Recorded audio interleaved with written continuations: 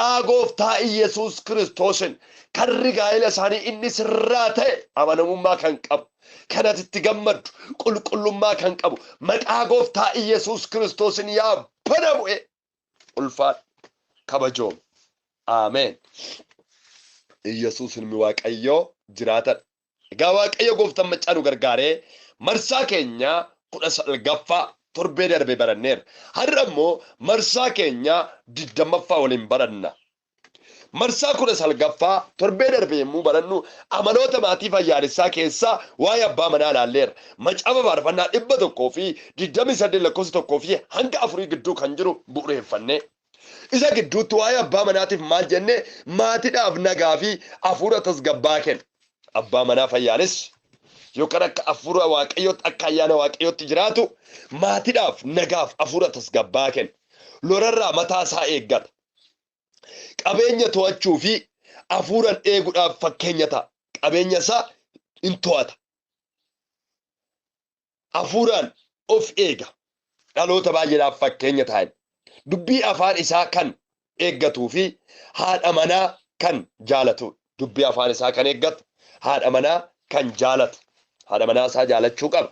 Amaloota maatii fayyaalessaa keessaa abbaan manaa dubbii afaanin haadha manaa fi ijoollee isaa hamilee kan eegu.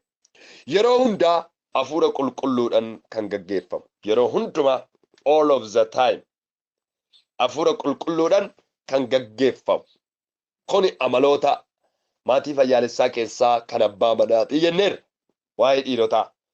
Abbaan manaa keessan kan itti heerumtanii jirtan abbaan manaa keessan itti heerumuuf kan qophooftan amma hiriyaa godhatanii kan jirtan. Tokkoffaa nagaaf hafuura tasgabbaa qabaachuu qaba. Qarshii keessan laalee qabeenya keessan laalee wanta ji'aan hojjettan kana laalee kan sin jaalatu osoo hin taane dhaggeeffadhu. Bareedina foon keetii laalee kan si jaalatu osoo hin taane nama nagaaf hafuura tasgabbaatti jiraatu.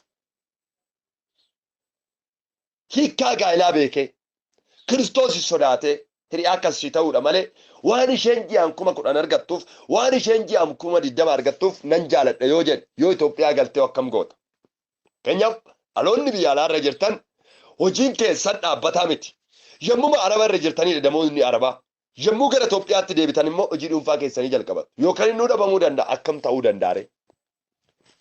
Gaafa 20 nyaattu gaafa 30 nyaattu gaafa 10,000 nyaattu si jaalatee bareedduu koo siin jedhe gaafa galtee hojiin dhabamee. Amaloonni maatii fayyaalessaa keessaa abbaa manaa kee kan ta'es abbaa manaa kan si ta'uu qabus nagaaf hafuura tasgabbaadhaan nama jiraatu ta'uu qaba. Hafuuraaf nagaaf hafuura tasgabbaa loowwan keetiif jedhee bareedina foon keetii ilaalee kan si jaalatu osoo hin taane. Har'a fuulli kee bareedaa yoo ta'e Itoophiyaa yoo galtee biftiin jijjiirama. Qilleensi Itoophiyaa fi qilleensi arabaa garaagarummaa guddaa qaba jechuudha. Garaagarummaa guddaa qaba. Micayyoon arabarra jirtu diimtuun yoo Itoophiyaa keessa galte magaala taati. Isheen arabarratti magaalaa yoo Itoophiyaa keessa galte gurraattii taati. Gaafa san immoo magaala barbaaduu deemaaree bifti kee yoo gurraacha. Kaleessa baay'ee bifti kee adiidha. Har'a immoo Itoophiyaatti yoo galte yoo diimatte immoo adii san barbaaduu deemaaree. Kanaafuu amaloota maatii fayyaalessaa keessa abbaan manaa keessa ta'ee haadha manaa abbaa manaa keessa ta'ee ri'aa keessa ta'ee wanti inni gochuu qabu nagaaf hafuura tasgabbaadhaan nama jiraatu ta'uu qaba. Namni siin jaalattanis dargaggoo shamaraa nama nagaaf hafuura tasgabbaatti jiraatu ta'uu qaba malee joortuu jaalachuu hin qabdan fakkeessituu jaalachuu hin qabdan warroota dhiiratis yoo ta'e. Nama lolarraa mataa isaa eegu lolarraa bakka nama lolan jaalan mataa isaa kan eegu qabeenya isaa nama to'atu hafuura isaa nama eegu qabeenya isaa to'achuu fi hafuura isaa nama eegu kanaan fakkeenya nama ta'u qabeenya isaa to'achuu akkuma argetti nama hin balleesse isin arabarra teessanii yommuu birrii keessan ergitan kan balleessu akka hin taane isa isin hojjettan nama hojiitti jijjiiru hafuura isaatis nama eeggatu. Waan isheen hojjette waan gurguddaa hojjetee eegee waan isheen hojjette hundumaa ol kaa'ee eege jechuudha malee nama balleessee isin eegu ta'uu hin qabu jechuudha. Amaloota maatii fayyaalessaa abbaa manaa keessatti kun dubbii afaan isaa kan eeggatu haadha manaa isaa kan jaalatu dubbii afaan isaa nama eeggatu. Dhiirri ijoollee shamaraa jaalachuu qabdan dhiira dubbii afaan isaa eeggatu dhugumatti immoo kan sin jaalatu dubbii afaan isaatiin haadha manaa fi ijoollee isaa hamilee kan eegu. Abbaan manaa keessan immoo hamilee kee eeguu qabaa. Hamilee ijoollee ofii eeguu qabaa jechuudha. Warroonni abbaa manaa qabdan sagalee kana qaqqabsiisuu qabdu jechuudha. Haa dhaggeeffatu innis ati duwwaan hin dhaggeeffatin. Yeroo hundaa hafuura qulqulluudhaan kan gaggeeffamu. Yeroo hundumaa hafuura qulqulluudhaan akkuma Daawit gara mana qulqullummaa Waaqayyoo hin dhandha'uunaan jiran nan gammadeedha. Kana duwwaadhaan dhiifne Daawit. Iddoo biraa guyyaa 1,000 oolurraa oobdii mana Waaqayyoo keessa guyyaa 1 ooluu wayyaa jedha. Daawit yeroo hundumaa hafuura qulqulluutti abdata. Kana duwwaan jedhu Daawit hafuura keenyarraa fudhatin jedhaan. Quddusuu manfaseen aattuu sadabbin biloo is'allaan hulli gisee Daawit. Hafuura kee maal hin godhin narraa hin fudhatinii jedha. Hafuura Waaqayyootiin malee waa'ee baasuun hin danda'amu. Abbaa manaa fayyaalessa ta'uudhaaf, abbaa manaa gaarii ta'uudhaaf dhiirri hafuura qulqulluudhaan yoo gaggeeffame duwwaadha. Hafuurri qulqulluun irraa kaanan namni qullaataa si haa oolchu Waaqayyo. Si haa oolchu. Haadha manaa fayyaaletti ati haadha manaa akkamii ture? Waa'ee ilaalchota haadha manaa waliin barachaa turreera. Haadha manaa qocholtuuf haadha manaa fayyaaletti jenna. Baay'inaan barattanii jirtu kanaan dura marsaa 17ffaa 16ffaa keessa waa'ee haadha manaa fayyaaletti fi haadha manaa qocholtuu abbaa manaa gaarii fi abbaa manaa gaarii hin taane jenneera. Isa keessatti waa'ee abbaa manaa gaarii barachaa jirra. Waa'ee haadha manaa gaarii barachaa jirra. Maatii fayyaalessa. Laphee abbaa manaa ishii jaalalaa fi amantii akka guutamu kan gootudha. Haati manaa fayyaaletti yookaan amaloota haadha manaa fayyaaletti keessaa inni tokko laphee abbaa manaa ishii jaalalaan tokko akkasuma amantii guutuu haadha manaa ofiitirraa akka qabaatu taasifti. Dhiirri akkasin amanu kan taasisu isinuma jaalala guddaatti argisiisuudhaan amanamummaa isaa qabaachuudhaan akkasuma ofii ishee bituudhaan qabeenya ishee kan to'attudha. Ofii ishee bituudhaan. Ofii ishee bituu jechuun gad of deebisuudhaan Waaqayyoon sodaachuudhaan qabeenya ishee to'achuu qabdi. Dubartoonni baay'een akkasin godhan abbaa manaa osoo qabanu kan biraa jaalatu. Qabeenya isaanii ji'a tokko kanaaf ergu ji'a tokko saniif ergu. Abbaa manaa isaaniitiin warra achiititu na dhoggate dhuun. Warra achiititu na dhoggate. እንዲህ አይነት መንፈስ በኢየሱስ ስም ይወጋ። መርክ ከሰል ካሰዲ አፉረ ጆርቱ መቃ ኢየሱስ ወራን ንረዳሜ ኢየሱስን ሚዋቀየው ጅራታ እጋ በሬዲነ ፎኒ ጫላ አፉረት ከን አመነቱ ሃቲ መናፈ ያለትን በሬዲነ ፎን ሸ ጫላ በሬዲነ ፎን አባ መና ጫላ አፉረት አመነት ሴሪ ነማፍ ሆኡ አፋን ሸቲ ህንደባም ሴሪ ነማፍ ሆኡ የሮን ዱማ አፋን ሸቲ ህንደባም ሴሪ ነማፍ ሆኡ ጀቹን ከንኩፌ ካሱዳፍ ከንቤለ ላቹዳፍ ከንዳረት ኡፍሱዳፍ ይየዮታ ገርጋሩዳፍ ወሮታ ዶጎንጎረም ጎርሱዳፍ የሮን ዱማ አፋን ሸ ኬሳ ህንደባም አባ መናሼ ወጅኒን ከን ሆጀቱ ሃቲ መናፋ ያለቲ አባ መናሼ ወጅን ሆጀት ኢጆሌ ሼቲፍ ከን ያዱ የሮንዳ አፉረ ቁልቁሉዳን ከን ገገፈምቱ ወሊን ጀነረቹን እጋ ከሱማ አመሎታ ጆሌ ፈያልሳ ኬሳ ወረ ኢሳኒቲፍ አጀጀሙን ኒ ከበጁ ጎርሰ በሩምሳ አደባ ወራ ከበጃፊ ገደፍ ዴቢሱዳን ከፍራተኒዳ ኢትጋፈተሙማ ወራ ሳኒ ጀለታውዳን ጉዳቹዳፍ ከነፍ ከነኒዳ ሁንዱመ ጫላ ጅሬኛ ሳኒ ጎፍታ ገመቺሱዳን ጉዳት ወራ gargaaruudhaaf dhamaa'u jireenya isaanii abdiidhaan kan guutameedha. Jireenyi isaanii abdiidhaan kan guutameedha. Yesuus ilmi Waaqayyoo jiraata gooftaa maqaan isaa haa eebbifamu. Akkasuma hojii isaanii fi tajaajila isaaniitiif aboo fi qaxalee akkasumas ija qabeeyyidha. Ija qabeeyyidha. Saamu'eel 3:1-9 Qolaasiyaas 3:20 enneera. Itti gaafatamummaa ijoollee qabuu fi guddisuu. Amaloota maatii fayyaalessaa keessatti itti gaafatamummaa ijoollee qabuu fi guddisuu.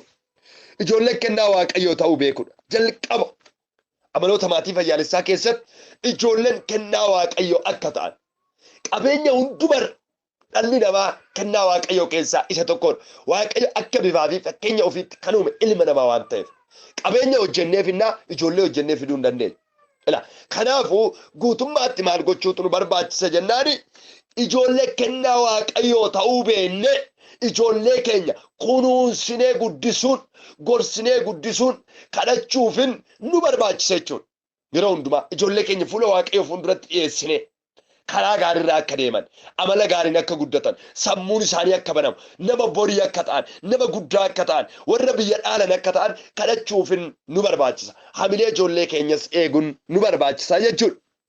Akkaataa itti jiraatan barsiisuu fi qajeelchuu ijoollee macaafa fakkeenyaa boqonnaa 22 lakkoofsa 6 gaafa dubbistan akkaataa itti jiraatan barsiisuu fi qajeelchuu ijoolletti jaalala itti argisiisuu fi wallooguu dhiisuu inni kun itti gaafatamummaa ijoollee qabuu fi guddisuu keessatti amaloota maatii fayyaalessaa keessatti kan argamudha jechuudha. Tokko tuqaa 12 gufuu gaa'ilaa wanti gufuu gaa'ilaa ta'e maaliin hanga ammaa gaa'ila gidduutti gufuu kan ta'e gufuu ta'e jettanii kan isin yaaddan gufuuwwan gaa'ilaa kan ta'an keessa muraasa yommuu ilaalu osoo waliin fuudhiin osoo wal hin filanne qabeenya ilaaluudhaan warra wal fuudhan osoo wal hin filan kan baay'atu keessattuuyyuu ijoollota biyya alaarra jirtanii fi ijoollota dargaggoo Itoophiyaa keessa jiran rakkoo guddaan isa kanaadha gufuu gaa'ilaa keessa osoo wal hin filanne qabeenya walii ilaalu waanuma barbaadde haa ta'u naafaa ergitu ji'aan jedha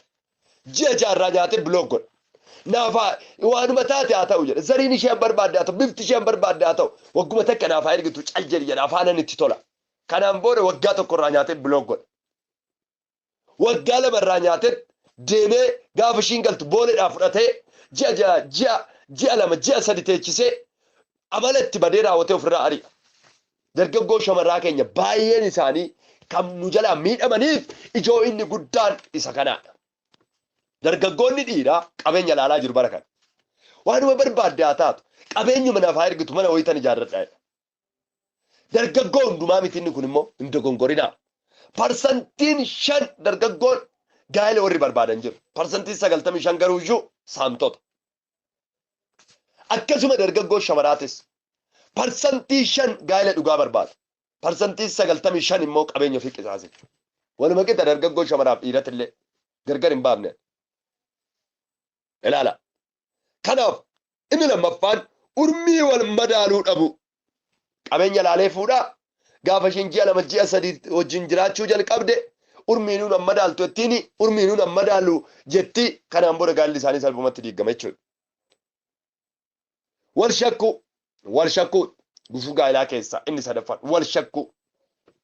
Inni ishee shakkaa isheen isa shakkiti kanaafuu birri ittiin ergitu osuma baattee warra arabaa bira teechuu warri arabaa dhooggatee kan hoggaa tokko kan hoggaa lamaa kan darbee gale darbatamtee galte inni dhageenya jaallee ergoo baanne jechuudha. Kanaafuu jalqabuma abbaan manaa kee yoo si ergatu abbaa manaa kee amanuu. Jalqabuma haadha manaa kee yoo ergattu haadha manaa kee amanuu. Wal amanuu dhabuun gufuu gaa'ilaa keessaa isa tokkodha wal shakkuun. Baay'een isaanii wal shakkanii jiru. Abbaa manaa shakkitee obboleessa irratti ergitee dubartoonni baay'een qabeenyi isaanii obboleewwan kan nyaatan jiru. Abbaa ofii irratti ergattee nama beektu nama guddaa dheettee ergattee abbaa manaa dhiistee inni harkaa balleessee yoo galtu gaa'illi ishee salphumatti kan diigame baay'eedha jechuudha. Kanaafuu abbaa manaa keessan gorfattanii abbaa manaa keessan walii galtanii qabeenya keessan irratti ergachuudha malee abbaan manaa kee osoo jiru hiriyaa kee irratti abbaan manaa kee osoo jiru fira kee irratti ekalee kee irratti ergatta taanan inni kun gufuu gaa'ilaa keessaa isa tokkodha. Warri wal bira jirtanis immoo wal shakkinaa wal amanaa. Akkasuma waliif abboomamuu diduu. Sagalee Waaqayyo gooftaa maccaa gaafa dubbatu tolee jettanii yemmuu naaf abboomamtanii jedha. Namni waaqaaf abboomamu waliif abboomamu. Dubartoonni abbaa manaa isaaniitiif yaa abboomaman mataa waan ta'anii fi dhiirri mataa waan ta'eef jedha macaafni qulqulluun. Dubartoonni abbaa manaa isaaniitiif yaa abboomaman. Isinis warroonni dhiiraa jedha haadha manaa keessan akka of jaalattanitti jaaladha. Akkuma Kiristoos waldaa kiristaanatiin mataa ta'e dhiirri jedha dubartiidhaaf mataadha. Dubartoonni baay'een abbaa manaati irratti mataa ta'uu barbaadu. Ofii abbaa manaa ta'uu barbaadu. Dhiira haadha manaa godhanii hin danda'amu yoomiyyuu macaafa qulqulluu keessa hin jiru. Faallaan jiraatina. Hanguma barbaadde humnaanoo osoo caalte hamma barbaadde waan barbaadde osoo caalte abbaa manaa kee kabaji. Abbaa manaa kee kabajuu baannaan waaqa wal lolta. Ayyaanni Waaqayyoo sirraa ka'a. Hin arrabsin abbaa manaa kee hin tuffatin abbaa manaa kee. Dubartoonni baay'een dogongorri isaanii abbaa manaa isaanii tuffatu. abbaa manaa isaanii arrabsu abbaa manaa isaanii jeequ oduu abbaan manaa jiru abbaa manaa biraa barbaaduu deemu abbaan manaa lama hin barbaachisu macaafa qulqulluu keessatti dubartiin dhiira tokko irraa uumamte dhiira lamarraan uumamte kanuma nama tokkooti dhiirris dubartii tokkotu irraa uumame kanuma dubartii tokkooti dhiiratu iyyuu dubartiitu dhiirarraa uumame malee dhiiri dubartiirraa akka hin uumamne beektanii abbaa manaa keessaniif abboomamuun macaafa qulqulluu keessaa ergaa isa tokkodha. Warroonni dhiiratis haadha manaa keessan akka of jaalatanitti jaalachuun baay'ee ulfaata. Waan salphaa isinitti fakkaata. Akka of jaalatanitti namni mee qaama isaa keessaa kam jibba? Kopheen odoo lukarraa dhumteen bitata. Kanaafuu haadha manaa keettiifis bitiidha. Odoo surreen irraa dhumatteen bitata. Kanaafuu bitiidha. Osoo shurraabiin paantiin irraa dhumate hin bitata. Ofitti yaada namni tokko sammuun isaa nagaa taanaan akkuma ofitti yaaddutti haadha manaa keetiif yaadidha. Wanta ofii keetii jaalattee godhattu hundumaa haadha manaa keetiif godhiidha. Kanaafuu waliif abboomamuun hin barbaachisu. Waliif abboomamuu diduun gufuu gaa'ilaati jechuudha. Of bituu dadhabuu inni kun gaa'ila gidduutti yeroo baay'ee gufuu ta'ee kan mul'atedha. Of bituu dadhabuu namoonni baay'een bara kana of bituu hin danda'an. Dhiirris dubartii 2-3 qaba. Dubartoonnis dhiira 4-5 qabu. Of bituu dadhabuun gufuu gaa'ilaa keessaa isa tokkodha. Kanaafuu of bitaa bara jireenya keessanitti. Foon keessan akkana mo'adhaa hafuura qulqulluudha. Fooni sinaasa hafuurri qulqulluun sinaasa. Kamtu caalannaa kan hafuura qulqulluuti. Kan fooniin dhageenyaa kan hafuura qulqulluu malee maqaan Waaqayyoo eebbifamu. Yesuus ilmi Waaqayyoo jiraatan. Egaa marsaa keenya 20ffaan guyyaan har'aa gaa'illi yoom xumuramaa kan jedhudha. Maatiyos boqonnaa 22 lakkoofsa 23 hanga 32 gidduutti sagalichi Waaqayyoo hin dubbata. Gaa'illi kan jalqabee Addaamii fi Hewaan irraa. Macaafa seera uumamaa boqonnaa 2 lakkoofsa 22 irratti gaafa ilaaltan. Gaa'illi kan jalqabee eenyurraa jennaan Addaamii fi Hewaan irraa.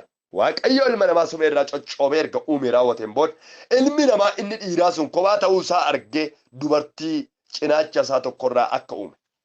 Qaama isaatirraa namni qaama lama qabu qaama isaa tokkorraa jechuun cinaacha jechuun. Namni cinaacha tokkotti rafa cinaacha lamatti rafa yoo ciisu yoo garagarfatellee. Kanaaf guutummaatti qaama isaa tokkorraa uumamte dubartiin. Dubartoota jechuun qaama dhiirarraa kan uumaman. Maal gochuudhaaf? Dhiira gargaaruudhaaf, dhiira boqochiisuudhaaf. Ishee kun namee kooti gargaartuu kooti jedhee raawwateeti. Addaam haadha manaa ofiitiif ragaa bahe. Kanaaf haadha manaatiif dhiirri ragaa bahuu qaba. Haadha manaa kooti nan jaaladha. Fayyaa irrattis, dhukkuba irrattis, gammachuu irrattis, gadda irrattis haadha manaa kootirraa ani gargar hin bahu. Waaqayyotu naaf kenne ishiin qaama kooti. Akkan of jaaladhutti ishii nan jaaladha jedhee haadha manaa ofii of biratti fudhachuu qaba malee qabeenya laalee bareedina laalee dabbasaa ishee olaal dabbasaa yoo irraa dhumeeyo. Bareedinni fuulaa yoo dhabameeyo. Kanuma jechuudha. Fuulli kalee bareedoo odoo irra cittaa'e maal ta'a? Kanaaf gaa'illi Addaamii fi Hewaan irraa akka jalqabe macaafni qulqulluun ragaa nuu ba'a jechuudha. Gaa'illi kan xumuramu namni tokko erga du'ee booda hin xumuramu. Namni tokko duunaan deebi'ee gaa'ila keessa seenuu hin danda'u. Gaa'illi lafa kana irratti nuu kenname hamma fooniin lafa kanarra jirru duwwaati. Fooniif lubbuun gargar baanan gaa'illi achumatti xumurama. Hamma lafa kanarra gaa'illi hamma Waaqayyo urmii lafa kanarratti nuu kenneedha. Urmiin isaatu xinnaadha mee ilaala. Namni tokko fuudhuudhaaf waggaa 18 waggaa 20 waggaa 30. Kan muddame waggaa 18 itti fuudha. Kun waggaa 25 itti fuudha, kun 30 itti fuudha, 40 kan fuudhu hin dhabamu. Erga fuudhee waggaa 2 wajjin jiraatee yoo du'es achumatti xumurama gaa'illi isaa. Isheenis heerumtee bariisaa oduutes achumatti xumurama. Saniin booda heerumuu hin dandeessu. Heerumuu hin dandeessu. Innis fuudhuu hin danda'u. Yoo inni lubbuun jiraate hin fuudha. Gaa'illi isaa hanga lafa kanarra jiru ittuma fufa. Yoo inni du'ee ishiin hafte immoo isheenis hin heerumti. Caafa qulqulluutu ajaja waan ta'eef. Isheenis heerumuu hin dandeechi. Hanga urmiidhaan lafa kanarra jirtutti. Hanga urmiidhaan lafa kanarra jirrutti gaa'illi kan itti fufu malee namni tokko erga du'ee booda gaa'illi achumatti dhaabbata. Daangaan isaa haga du'aatitti. Namni tokko duunaan gaa'illi hin dhaabbata. Sanirra darbuu hin danda'u. Yerusaalem haaraa yookaan mootummaa Waaqayyoo keessatti fuudha feerumni hin jiru. Wal fuudhuun hin danda'amu jechuudha. Wal fuudhuun hin danda'amu. Du'aan booda haati manaa fi abbaan manaa tokko bifa ergamootatti jijjiirama. du'aan booda haati manaa tokkoo fi abbaan manaa tokko bifa ergamootatti jijjiiramu. Innis du'ee ishiinis yoo duute achitti abbaa manaaf haadha manaa ta'anii jiraachuu hin danda'an. Cimsomni sireetis asumatti hafa. Cimsomni sireen jiru Yerusaalem keessa. Mootummaa Waaqayyoo keessa soofan hin jiru, sireen hin jiru, meeshaaleen ittiin nyaatan kun hin jiru. Fuudha feerumni hin jiru. Du'aaf dullumni hin jiru. Gaddi hin jiru. Yeroo hundumaayyuu bifa ergamootatti jijjiirameetti ilmi namaa kun Waaqayyoon galateeffata. Sa'aatii 24 ilmi namaa faarfannaadhaan Waaqayyoon galateeffata. Bifa ergamootaa uffatee. Du'aan booda haati manaa fi abbaan manaa tokko bifa ergamootatti jijjiiramu. Osuma waliin jiraatan Iyyesuus yoo dhufe isaan lamaanuu obboleewwan ta'u. Battaluma sanitti obboleewwan ta'u. Bifa ergamootaa uffatanii foon hin tortorre hin shamne hamma libsuu ijaatti uffatanii obboleewwan ta'u. Ijoolleen irraa dhalatanis obboleewwan ta'u. Abbaaf haadha jechuun achitti hin jiru. Kana Yaaqoob Abrahaam Isiyaaqin argatee Isiyaaq Yaaqoobin argate. Yaaqoob nagadii 12 argate. Mootummaa Waaqayyoo keessatti abbaaf ilma ta'anii jiraachuun hin danda'amu. Hundumti isaanii bifa ergamootaa uffatanii raawwatanii obboleewwan ta'anii gooftaa galateeffatu. Fuula Waaqayyoo fuuldura turu.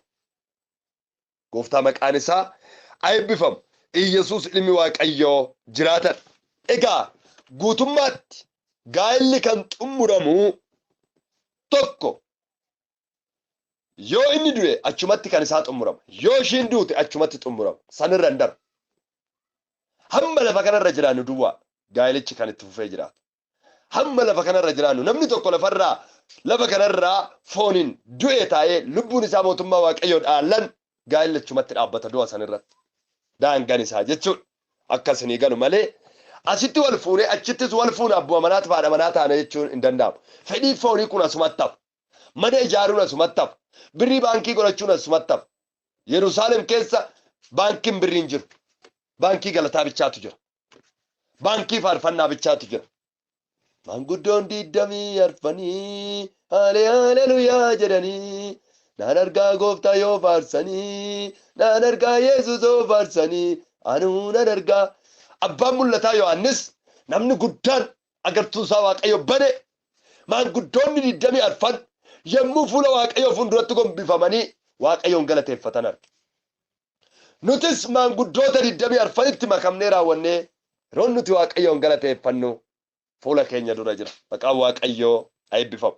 Iyyesuus ilmi Waaqayyoo jiraatan. Egaa kanaaf hanga Waaqayyo lafa kana irratti carraa isiniif kenne abbaa manaaf haadha manaa taatanii jiraattu.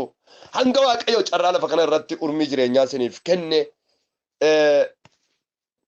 gaa'ela keessan barbaaddu. Egaa waan xumurama gaa'elaa isa kana fakkaata. Isa kanaa fi Macaafni Maatiyos boqonnaa 22 lakkoofsa 23 haga 32tti ragaa guutuu akka nuuf ba'u mirkanaadha jechuudha. Iddoo kanatti dhandhee gaafa laallu guutummaa isaatti Iyyesuus Kiristoosni warroonni Faarisootaa isa qoruudhaaf gaafii kana akka gaafatan hin beekama. Akkas jedhanii raawwatanii gaafii kana gaafatanii jiru. Gaafasuma saaduqoonni warri du'aa ka'uun hin jiru jedhan gara Iyyesuus dhufan. Du'aa ka'uun hin jiru warri jedhan.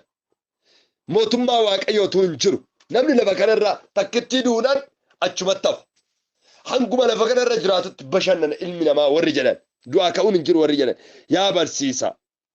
Namni tokko dhala utuu hin godhatin yoo du'e obboleessi isaa niitii sana dhaalee sanyii obboleessa isaatiif haa dhaabu jedhee Museen. Kunoo obboloonni 7 nu gidduu jiraachaa turan. Inni hangafni niitii fuudhe utuu dhala hin godhatin isa obboleessa isaatti dhiisee du'e. Inni lammaffaan, inni sadaffaanis, inni torbaffaanis isa fuudhan. Hamma isa 7ffaatti ishee fuudhanii dhala utuu hin godhatin irraa du'an. Hunduma isaanii booddee immoo dubartittiin inni duute eegaa hundumti isaanii ishee fuudhanii turan yoo du'aa ka'uun isaan 7 keessaa isaan kamiif haadha manaa taatire jedhanii isa gaafatan. Obboleewwan 7tuyyuu dubartii takkittii fuudhe. Tokkoffaan hin du'e, lammaffaan hin du'e, sadaffaan hin du'e hanga 7ffaatti ishee fuudhan. Nama oolchu Waaqayyo. Isaan 7niifuu dhalan godhan. Eega du'aa ka'uun hin jire eega jetteetti nu barsiistetti jedhaniin. warri du'aa ka'uun hin jiru jedha kun Yesuusin qoruudhaaf gaafa sani eenyudhaa fi haadha manaa taatireeshiini isaan torbanuu sila bakka tokkotti fuudhanii kaleessa inni irraa duunan inni lammaffaa fuudhe inni lammaffaa fuudhan sadaffaan fuudhe amma immoo eega du'aa ka'uudhaan booda namni jiraata jette gaaf tokko ilmi namaa kun hin kaa jette inni warri saaduqootaa warri faarisootaa kun gaafatu barsiisonni seeraa isa qoruudhaaf kamiif haadha manaa taatii kamiif niitii taatii jedhanii raawwatanii yommuu gaafatanitti akkas jedhee deebise Yesuus garuu deebisee caafa qulqullaa humna waaqayyoos waan hin beekiniif irraa kaatan jedhe tokkoffaa caafa qulqullaa kana maal akka ta'e lammaffaa humni waaqayyoos maal akka ta'e waan hin beekneef isin kan na qoraa jirtanii kan irraa kaataniif du'aa ka'uun akka ergamoota waaqayyoo warra waaqa keessaa ta'uu malee hin fuudhan du'aa ka'uutti akka ergamoota waaqayyoo warra waaqa keessaa ta'u malee hin fuudhan hin heerumanis waa'ee ka'uu warra du'aniif immoo isa waaqayyo isiniin jedhe hin dubbiftaniire inni ani waaqayyo isa kan Abrahaam isa kan Yaaqoob isa kan Yisihaaq inni waaqayyo warra du'aniitii miti waaqayyo warra jiraataniiti malee isaan hin jedhe yommasuma namoonni kana dhaga'anii barsiisa isaatti ni dinqisiifatanii jedha du'aa ka'uun booda fuudha feerumni akka hin jirre namoonni hundumtuu bifa ergamoota waaqarraa akka fudhatan Gabreel Mikaa'ela fakkaatanii Suraafiloota Kirubeelota fakkaatanii raayyaa samiirra fakkaatanii waaqayyo waaqa uumaa isaanii akka galateeffatanidha silkii walitti dawwalanii wal janajjanuun birrii si ergaa birrii naa ergiin si malee rafee buluu dadhabeen asumatti hafa dhimma akkasiin jiru foon rakkisaa kun hammuma nuti lafa kanarraa deemnutti gaaf tokko asitti hafee raawwatee waaqayyo gooftaa maccaa duwwaa galateeffadha foon nuti du'aa ittiin kaanu sun kan hin tortorre kan hin shamne waa'ee waaqaa malee waa'ee biraa kan hin yaannedha amma foon nurra jiru kun biyyoo irraa waan dhufeef waa'uma biyya lafaa yaada hafuurichi immoo Kiristoos irraa waan nuu kennameef waa'ee Kiristoosiif dhimma hafuurichi dhimmaadha foonichi garuu dadhabaadha macaafni qulqulluun isa dhimma baasu saniin foonicha moonee jiraachuu kan qabnu malee akka foon nu godhe ta'uun nun barbaachisu jechuudha gaa waaqayyo nu gargaare torbee har'aa kadhannaa guddaaf ajaa'ibsiisaa waliin kadhannaa hanga sanitti jabaadhaa harka waaqayyo sun waliin haa ta'u gaafii yoo jiraatan gaafadha gaafii jiraachuu baannan dhaloota baay'eedhaaf sagalee kana raabsaa dhaloota baay'ee bira karaa iimootii karaa teelegiraamitiin karaa waasaappiitiin karaa FBtiin kallattii baay'eedhaan dhaloonnaa baratan yaa jijjiirramanii egaa barumsa keenya torbee har'aa waliif kadhannee raawwannee fuula waaqayyo fuulduratti waliin kan goolomnu ta'a sinaa eebbisu eebbifamaa barannee raawwannee itti kamneerra itti jijjiiramneerra kan jettan waaqayyoon galateeffadhaa anas waan waaqayyo fayyaanaaf kennee jidduu keessanitti argamee isin barsiiseef na eebbisaa